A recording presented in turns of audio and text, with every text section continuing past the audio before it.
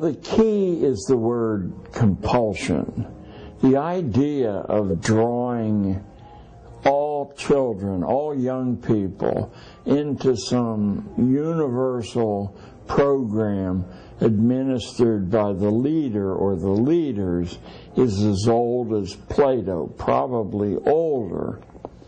But nowhere on earth was that able to be imposed until northern Germany, under the military rule of the Prussians, finally imposed that in 1818, so in the second decade of the 19th century. That is the first time. It was announced in other places, but never was it able to be successfully administered, because the idea is so crazy and so damaging inherently that people simply disobeyed the law.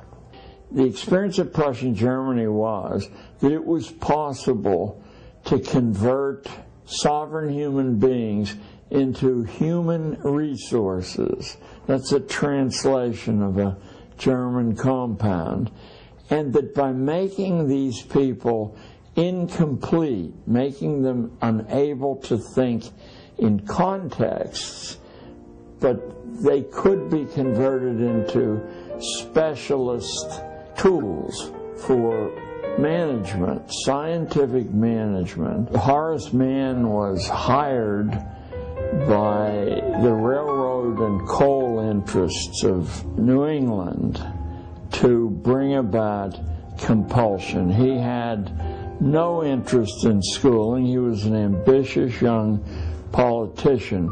He did get compulsion laws passed in 1852. Once it was in Massachusetts, it spread very, very slowly. It wasn't for 15 more years that another state followed suit. So it hardly was a gift to the populous portion of America.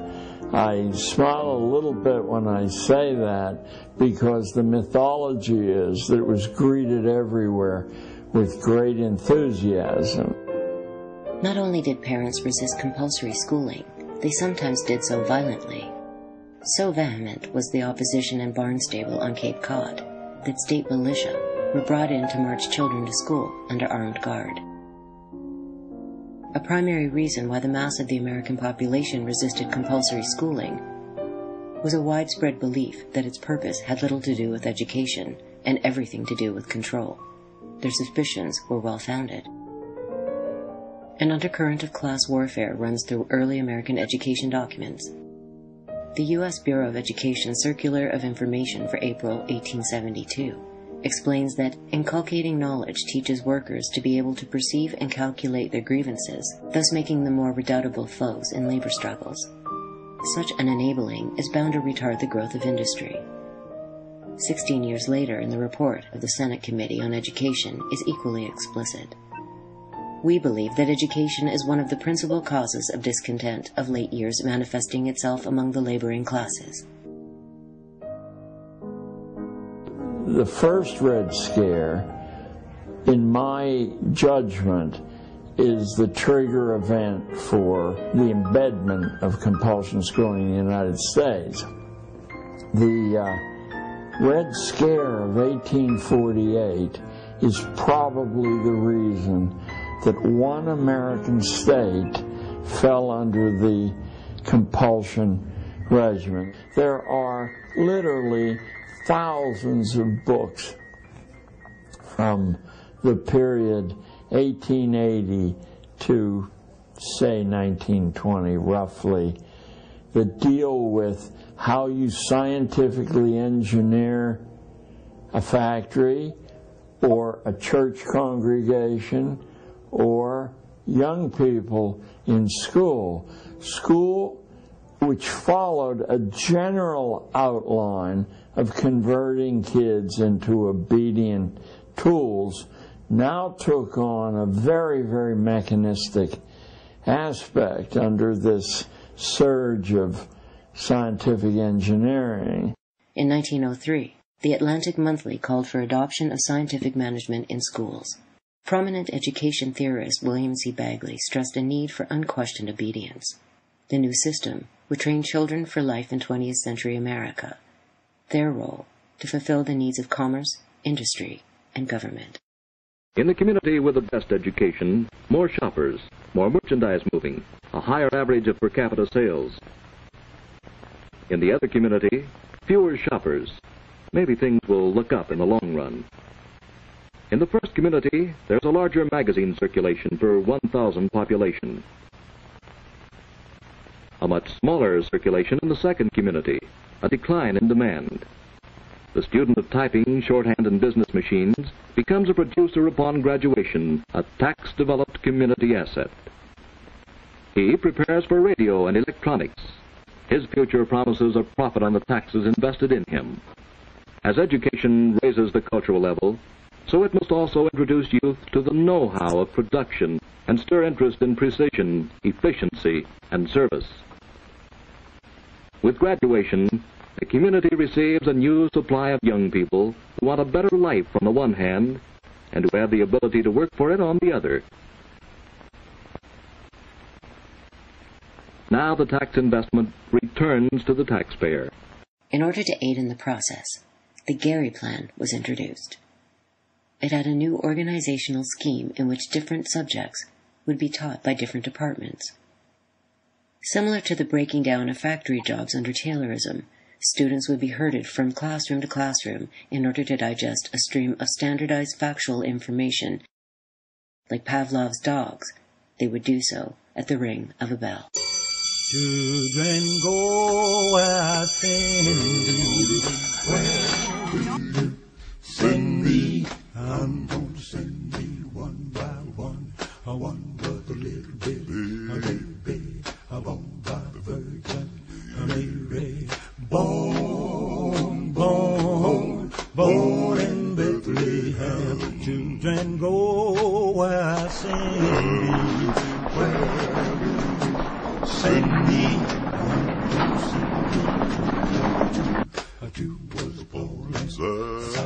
The first lesson I saw was the terrible confusion that's in any school as people race about at bell-marked intervals. The time-honored experience of mental development is that it occurs with strong concentration, not with fragmented attention. Class position. You will not find the doctor's son, however ignorant he is, in the class with the marginalized kids.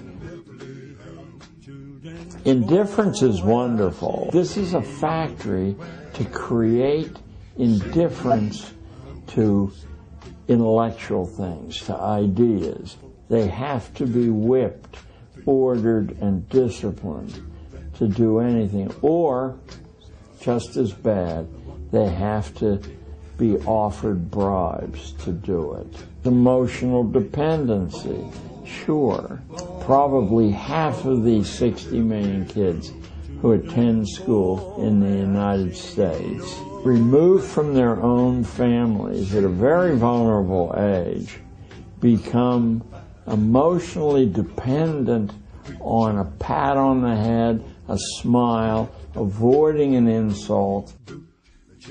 Intellectual dependency. In spite of rhetoric to the contrary, a teacher's nightmare is invested in those kids, if any, who actually have learned how to think for themselves.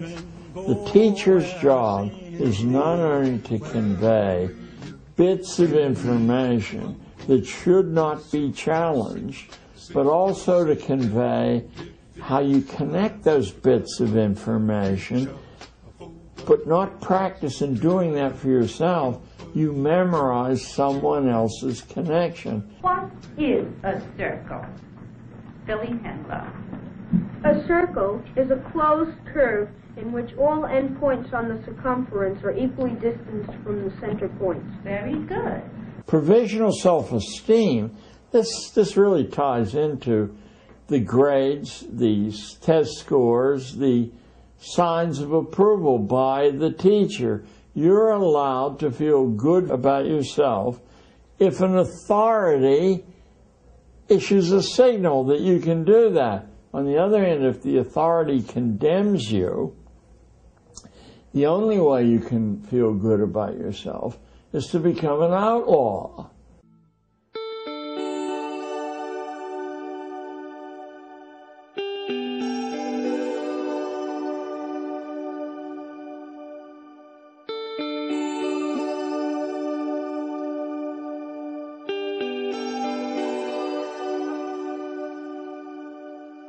What are we trying to do?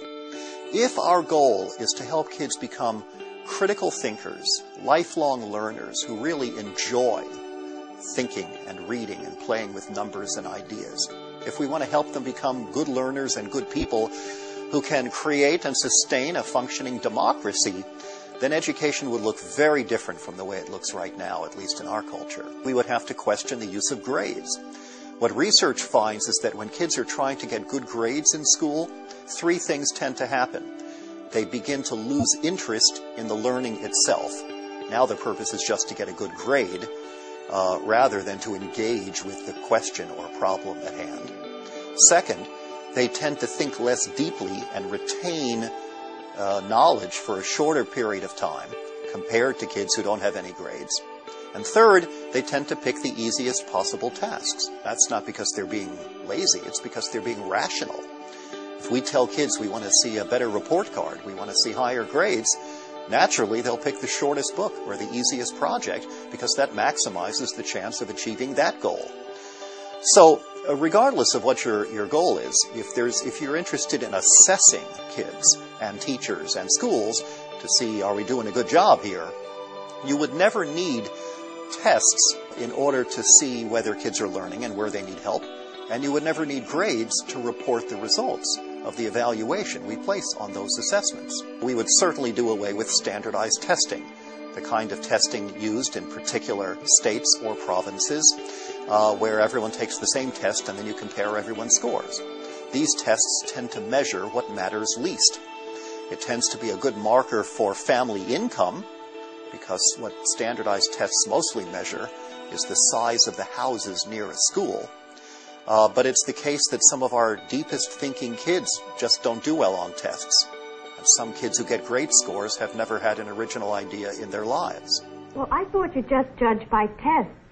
Oh, no. There are many other things besides tests that we use. Of course, we do consider a child's general ability and the way he scores on standardized tests, but that's not all.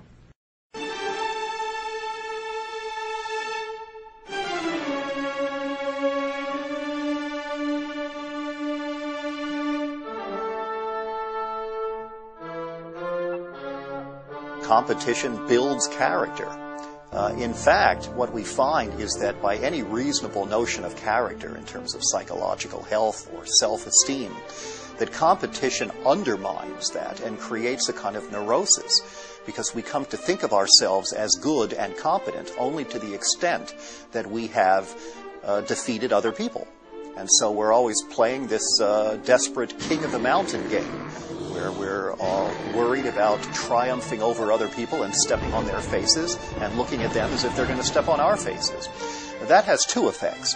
One is it's horrible for us in terms of psychological development because there's a perpetual sense of disease and anxiety. But second, it very logically has a destructive effect on our relationships.